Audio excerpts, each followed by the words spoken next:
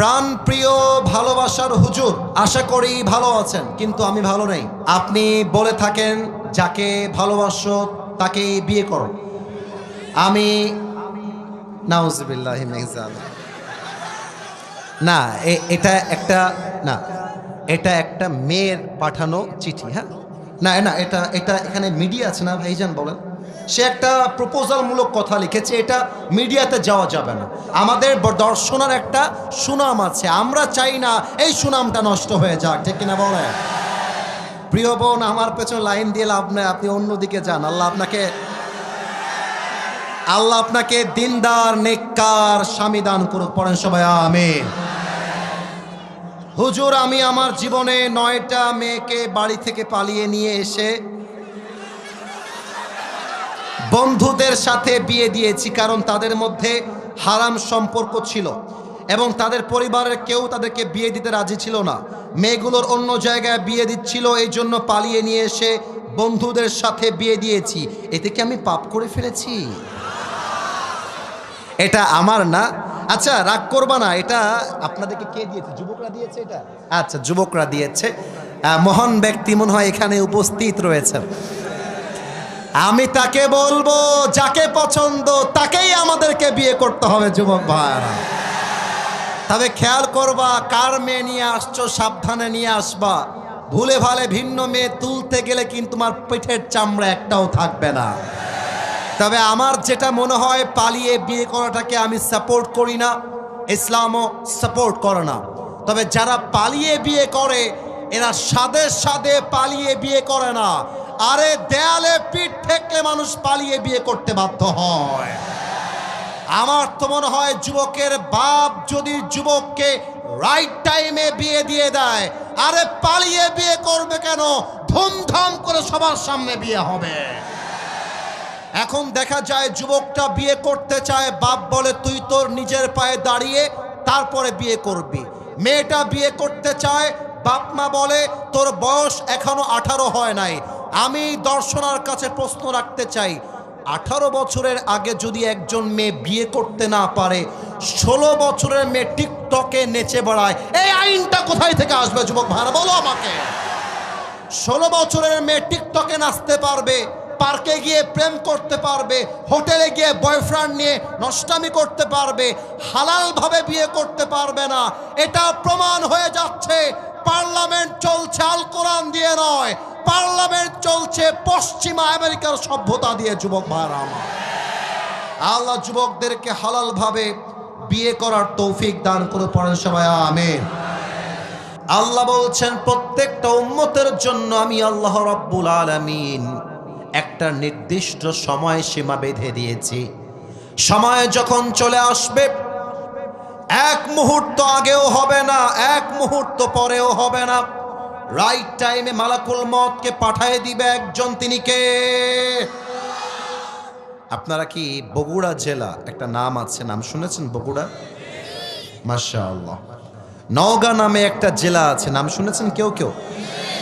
বগুড়া এবং নওগাঁ দুইটা পাশাপাশি একটা জেলা। আমার মাহফিল ছিল বগুড়াতে। বগুড়ায় মাহফিল করে আমি যাচ্ছিলাম রাজশাহীর দিকে, আমার মাঝখানে পড়েছে নওগাঁ জেলা। আমার ডান হাতের দিকে একটু সবাই খেয়াল করবেন, আমার ডান হাতের দিকে হাত তুলতে হবে না।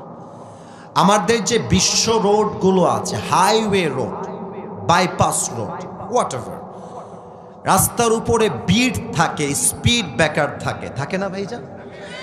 স্পিড ব্রেকার উঁচা উঁচা বা অনেক সময় ঢেউ ঢেউ দেওয়া। আপনারা খেয়াল করবেন, স্পিড ব্রেকারের কাছে গাড়ি যদি আপনি ব্রেক না করেন, গাড়িটা উল্টায় যেতে পারে স্পিড ব্রেকারে ধাক্কা লাগবে। তো আমাদের ড্রাইভার সাহেব রাত বাজে 1 থেকে 2টা উনি গাড়ি চালাচ্ছিলেন, কিন্তু সামনে যে স্পিড ব্রেকার আছে উনি খেয়াল করেন নাই। গাড়ি ছিল 100-তে কিংবা 105-এ, খুব স্পিডে গাড়ি চলতেছে। উনি সামনে যখন স্পিড ব্রেকার রাতের অন্ধকারে দেখতে পেরেছেন, ঠাস করে ব্রেক দিয়েছেন। আর এত জোরে ব্রেকটা আঘাত লেগেছে, আমার সিট থেকে একটা আঘাতে আমার এখনো মনে পড়ে, আমি উঁচুতে উঠে গেছি, আমার মাথাটা গাড়ির ছাদে লেগে যাবে, এতটা উঁচুতে আমি উঠে গেছি ব্রেকের চাপে। আর গাড়িটাও এক লাফে কেমনটা যেন উড়ে যাওয়া ভাব, এতটা উঁচুতে উঠে গেছে। আমার একটা মুহূর্তের জন্য ফিল হয়েছে যে লা ইলাহা ইল্লাল্লাহ মুহাম্মাদুর রাসূলুল্লাহ। মনে হয়েছে এই তো আসিফ হুজুর শেষ, হয়তো এখনই আমার জীবনটা শেষ হয়ে যাবে। কিন্তু আল্লাহর কি খেলা, গাড়িটা রোড থেকে বাহিরে গিয়ে পড়ে নাই, রোডের উপরে পড়েছে। কিন্তু সেই দিন যদি গাড়িটা উল্টে গিয়ে পানিতে পড়তো, আমার দমটা বন্ধ হয়ে আমি মারা যেতাম। প্রত্যেকটা মানুষ এসে আমার লাশটা তুলতো গোসল দেওয়ার জন্য। আমার দেহে আজকে কত দামি দামি জামা, দামি ওয়েস্টকোট, দামি ঘড়ি, দামি জুব্বা, দামি টুপি, দামি চশমা, এই সব কিছুকে খুলে আমাকে 3.5 হাত মাটির কবরে সাদা কাফনের কাপড়ে প্যাকেট করে শুয়ায় দেওয়া হতো। আর এটাই তো দুনিয়ার জীবনের চাকচিক্যতার বাস্তবতা, ঠিক কিনা বলেন সবাই আপনারা? রূপেরই গৌরবে সাজিয়াছো সাজ, সোনা দানা কত কি আর রাজকী পোশাক। যেদিন প্রাণ চলে যাবে সবই পড়ে রবে, প্রাণ চলে যাবে সবই পড়ে রবে। গায়ে দেবে মার কিনো থন রে মোনা আমার, কেন বাঁধো দালান ঘর, ঠিক কিনা বলেন? জাস্ট একটা কলি যদি আপনারা দর্শনাবাসী পারেন, আমার সাথে গান, পুরো দেশ আমাদের এই গানটা আগামীকাল শুনবে, একটা কলি আমার সাথে গাইবেন, আমার কোনো চাওয়া পাওয়া নেই। একসাথে একদিন মাটির ভেতরে কেন বাঁধো দালান ঘর, ঠিক কিনা? দেহ তোমার চরম চর গলে পচে যাবে, শিরার উপর শিরাগুলি ছিন্ন ভিন্ন হবে। মন্ড মিরু দণ্ড সবই হবে খণ্ড খণ্ড, মন্ড মিরু দণ্ড সবই হবে খণ্ড খণ্ড। পড়ে রবে মাটির উপরে মোনা আমার, কেন বাঁধো দালান ঘর। একসাথে একদিন মাটির ভেতরে কেন বাঁধো দালান ঘর, ঠিক কিনা বলে? আমার আল্লাহ রাব্বুল আলামিন বলেন, ওয়ামাল হায়াতুদ দুনিয়া ইল্লা মাতাউল গুরুর। This life of this world is nothing more than play and entertainment. এই দুনিয়ার জীবনটা একটা চাকচিক্যতা ছাড়া, ধোঁকা ছাড়া আর কিছু হতে পারে না।